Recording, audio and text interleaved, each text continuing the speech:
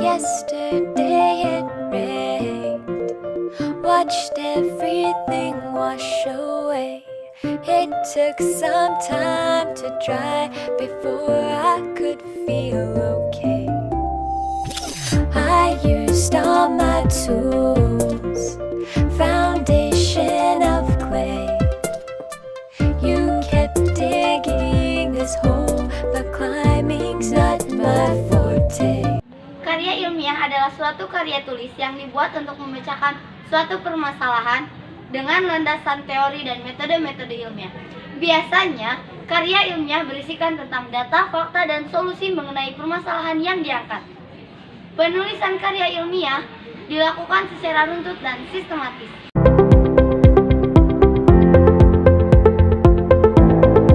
Struktur karya ilmiah terdiri dari 3 bagian. Yang pertama adalah pendahuluan. Pendahuluan berisi tentang dasar-dasar penelitian yang akan dilakukan, masalah yang akan diangkat, dan mekanisme penyelesaian masalah itu.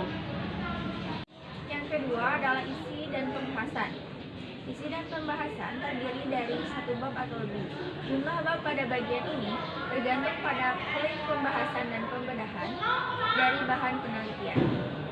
Yang ketiga adalah kesimpulan. Pada bagian ini berupa kesimpulan hasil analisis dari bagian isi dan pembahasan. Kesimpulan disampaikan berupa penjelasan singkat dan jelas dari hasil analisis.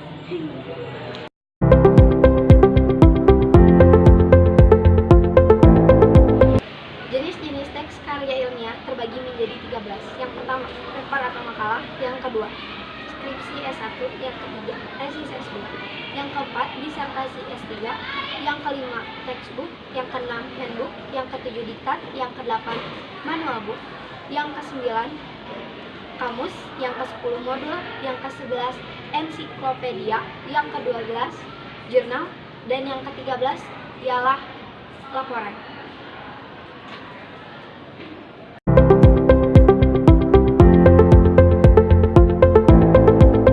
1. Reproduktif. Artinya karya ilmiah harus ditulis oleh penulis atau peneliti dan disampaikan serta dimaknai oleh pembaca sesuai dengan arti juga makna yang sesungguhnya. 2. Tidak ambigu. Sebuah karya ilmiah harus memiliki pemahaman yang detail serta menggunakan bahasa yang tidak berbelit-belit. 3. Tidak emotif. Karya ilmiah tidak boleh melibatkan aspek perasaan penulis. Tulis ilmiah yang keempat yaitu menggunakan bahasa baku. Penggunaan bahasa baku tujuannya yaitu agar mudah dipahami. Penggunaan bahasa baku tersebut meliputi setiap aspek penulisannya, mulai dari penulisan sumber, teori, hingga penulisan kesimpulan. Dalam penulisan karya tulis ilmiah harus menggunakan kaidah keilmuan atau istilah-istilah akademik di bidang penelitian. Hal ini menunjukkan bahwa si penulis memiliki kapabilitas dalam bidang kajiannya, atau bisa juga si penulis dapat dikatakan ahli atau tidaknya dilihat dari istilah tersebut. Yaitu bersifat dekoratif, artinya penulis harus menggunakan istilah atau kata yang mengandung satu makna. Artinya, penulis harus menonjolkan pemikiran yang logis dan kecermatan dalam penelitian. Hal itu penting karena penulis harus bisa menyampaikan maksud dari penelitian yang akan ditulis. 7. Terdapat kohesi. Artinya, karya ilmiah harus berkesinambungan antara bagian dan babnya. 8. Karya ilmiah harus bersifat objektif. Artinya, karya ilmiah harus menunjukkan fakta-fakta dan data-data menurut analisis sang penulis. 9. Karya ilmiah harus menggunakan kalimat yang efektif. Tujuannya supaya pembaca tidak kebingungan dengan kalimat yang berbelit-belit.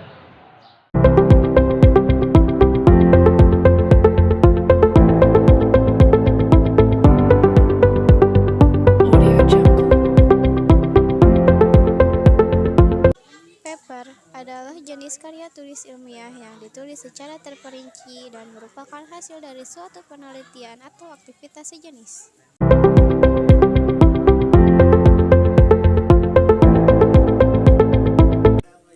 Skripsi adalah istilah yang digunakan di Indonesia untuk mengilustrasikan suatu karya tulis ilmiah berupa paparan hasil penelitian sarjana S1 yang membahas suatu permasalahan atau fenomena dalam bidang ilmu tertentu dengan menggunakan kaidah-kaidah yang berlaku.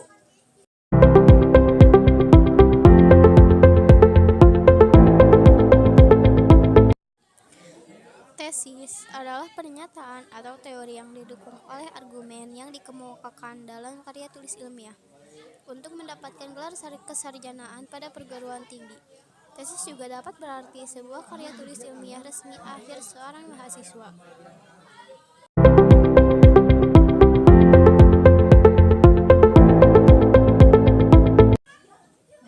Disertasi adalah paparan diskusi yang menyetujui sebuah pendapat atau argumen. Pendapat atau argumen itu sendiri disebut sebagai tesis. Umumnya, istilah disertasi dan tesis dipakai untuk mengacu pemaparan diskusi yang bersifat skolar atau akademis.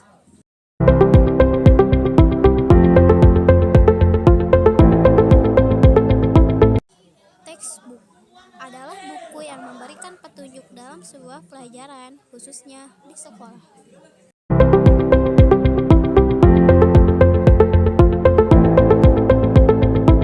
Handbook, layanan referensi atau layanan rujukan merupakan salah satu kegiatan yang berkaitan dengan penggunaan perpustakaan. Menurut Kamus Besar Bahasa Indonesia, referensi adalah sumber, acuan, dan rujukan atau petunjuk.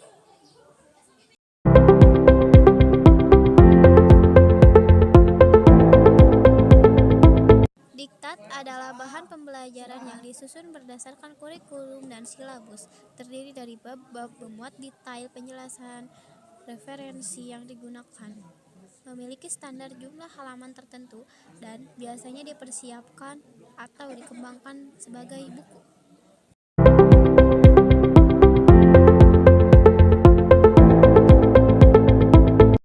Manual book atau buku petunjuk adalah sebuah buku informasi tentang sebuah tempat yang dirancang untuk digunakan bagi para pengunjung atau wisatawan.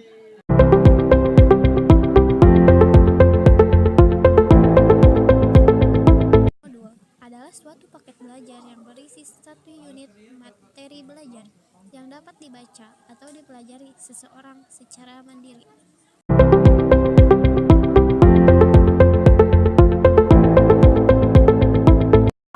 Adalah sejenis buku rujukan yang menerangkan makna kata-kata. Ia berfungsi untuk membantu seseorang mengenal perkataan baru.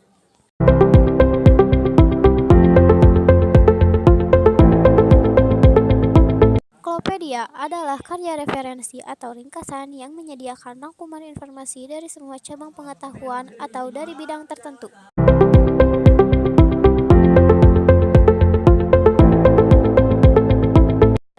Laporan adalah suatu dokumen tertulis tentang hasil pelaksanaan suatu penelitian yang dibuat secara jelas, disusun menurut metode penulisan dan sistematika tertentu dengan bahasa yang lugas.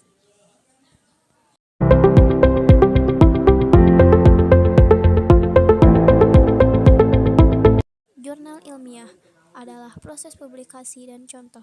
Jurnal ilmiah diterbitkan sebagai cara atau media diseminasi hasil penelitian dalam disiplin atau subdisiplin ilmu tertentu.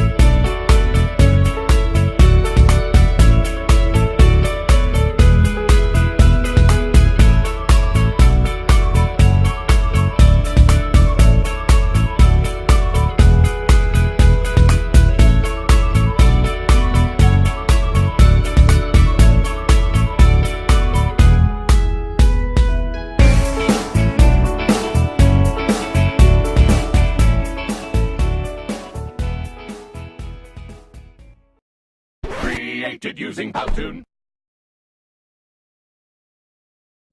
Nah, dalam pembuatan paper ataupun karya tulis ataupun esai dibutuhkan 6 poin-poin penting. Yang pertama adalah judul. Nah, untuk judul ini sudah kita bahas pada video sebelumnya. Lalu poin kedua ada bab 1, lalu ada lagi bab 2, bab 3, ada bab 4, dan terakhir ada bab 5. Nah, pada video kali ini kita akan khusus membahas tentang bab 1 dan bab 2. Dalam penulisan bab 1 dan bab 2, kita tentu membutuhkan hal yang pertama, yakni adalah judul. Nah, daripada bingung, yang penting kan teman-teman semua sudah dapat judul. Kita pakailah sebagai contoh judul di video sebelumnya, yaitu Kampung Sampah, Program Pemanfaatan Sampah Organik dan Non-Organik sebagai upaya mewujudkan desa mandiri. Nah, pada judul ini kita berbicara khusus tentang topik kampung sampah. Nah, nanti terserah teman-teman punya judul apapun, bisa nanti diaplikasikan. Bab 1 atau biasa disebut sebagai pendahuluan ini mempunyai beberapa poin penting di dalamnya. Nah, yang pertama biasa disebut sebagai latar belakang. Lalu yang kedua tujuan, yang ketiga batasan masalah, lalu yang keempat manfaat. Nah, untuk latar belakang sendiri, latar belakang itu apa sih? Latar belakang itu hal-hal yang melatar belakangi atau menyebabkan atau menjadi sebab teman-teman semua melakukan penelitian atau menulis suatu karya tulis. Seperti sebagai contoh, kita menulis tentang kampung sampah, tentang program pemanfaatan sampah organik dan non-organik. Berarti bisa jadi latar belakangnya adalah karena produksi sampah yang semakin besar, semakin melimpah dan sulit ditanggulangi. Nah, seperti itu. Kalau teman-teman punya judul yang lain, bisa juga dicari latar belakangnya terlebih dahulu untuk bab 1 ini. Lalu yang kedua adalah tujuan. Nah, tujuan ini terkait dengan tujuan penelitian atau karya tulis yang teman-teman buat. Lalu yang ketiga adalah batasan masalah. Ini untuk membatasi karya tulis penelitian yang teman-teman buat supaya tidak melebar ke topik-topik yang lain. Lalu yang keempat adalah tentang manfaat dari karya. Tapi pada video kali ini kita akan khusus membahas tentang latar belakang pada bab 1. Oke. Untuk menuliskan latar belakang yang baik, ada 4 tahapan penting yang harus kita lakukan. Yang pertama adalah menentukan pokok bahasan atau ide pokok terlebih dahulu. Pada contoh judul kampung sampah ini, kita bisa mengambil pokok bahasan antara lain sampah organik, lalu sampah non-organik, program pemanfaatan, kampung sampah, lalu terakhir ada desa mandiri. Setelah kita menentukan pokok bahasan, langkah selanjutnya adalah mengurutkan dari umum ke khusus. Mulai dari sampah, seperti kita berbicara sampah di dunia seperti apa, lalu di Indonesia seperti apa, lalu berlanjut ke sampah organik dan non-organik, lalu berlanjut ke bawahnya ke sampah yang merugikan masyarakat, lalu program pemanfaatan, lalu ada kampung sampah, lalu baru kita berbicara tentang desa mandiri. Jadi di situ jelas bahwa pengurutannya dari umum, dari yang lebih luas, dari global. Kita berbicara tentang sampah itu seperti apa sih, lalu baru kita berbicara tentang kenapa dia kok merugikan, lalu harus diapakan sampah itu, harus dimanfaatkan seperti apa, sehingga muncul solusi kampung sampah. Lanjut ke tahap yang ketiga, kita harus menjadikan tiap pokok bahasan sebagai ide pokok dalam tiap paragraf. Misalkan paragraf pertama, kita berbicara tentang sampah. Full satu paragraf pertama ini kita berbicara tentang sampah. Sampah di dunia hingga tahun ini mencapai seperti ini, lalu hal ini diakibatkan oleh, dan seterusnya. Lalu lanjut ke paragraf kedua, kita tentu berbicara tentang sampah organik dan non-organik. Nah, bisa dimulai dari selain itu di Indonesia setiap tahunnya menghasilkan sampah sebesar. Nah, jadi ada data sampah di sini. Lalu di paragraf 3 bisa kita berbicara tentang kelanjutan dari hal tersebut. Jadi tiap topik atau pokok bahasan kita bahas dalam paragrafnya masing-masing. Coba bayangkan, kalau kita punya 6 pokok bahasan, kita sudah memiliki 6 paragraf untuk ditulis di latar belakang. Tahap keempat atau yang terakhir, kita harus mengembangkan ide pokok tersebut menjadi suatu paragraf yang utuh. Nah, pada tahap ini hampir sama dengan tahap yang ketiga. Cuman bedanya, pada tahap ini ide pokok tersebut bisa kita kembangkan seluas-luasnya. Bisa satu ide pokok kita jadikan 2 paragraf sampai 3 paragraf. Seperti itu. Yang perlu diperhatikan, tiap paragraf nanti minimal terdiri dari 3 kalimat. Boleh lebih, tapi minimal harus 3 kalimat. Itu yang perlu diperhatikan. Selain itu, ada 3 hal penting yang perlu diperhatikan dalam penulisan latar belakang ini ya teman-teman. Yang pertama, yaitu gunakan referensi penunjang paling update, paling terbaru. Bisa jadi 3-5 tahun terakhir. Misalkan sekarang tahun 2018, teman-teman bisa menggunakan yang tahun 2015 ataupun 14. Nomor 2, referensi-referensi itu hanya sebagai penunjang, sedangkan hal yang paling penting adalah gagasan dari penulis itu sendiri. Lalu yang nomor 3, jangan malas untuk mengubah cara penyampaian teman-teman yang dikutip dari referensi-referensi yang teman-teman ambil. Jadi harus menggunakan bahasa teman-teman sendiri ya. Intinya harus baku dan mudah untuk dimengerti. Jadi stop plagiarisme atau kita mencontoh dari orang lain tanpa merubah, apalagi tanpa mencantumkan sumber-sumber yang kita ambil.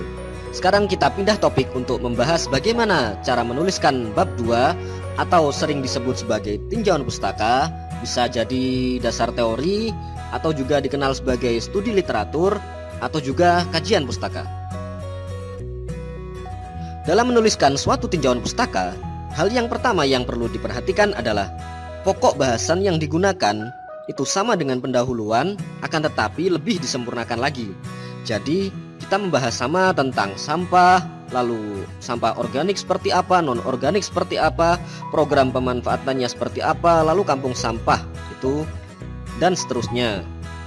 Sebagai contoh, 2.1 kita membahas tentang sampah, lalu 2.1.1 pengertian sampah kita ulas, lalu 2.1.2 kita ulas tentang jenis-jenis sampah, dan seterusnya.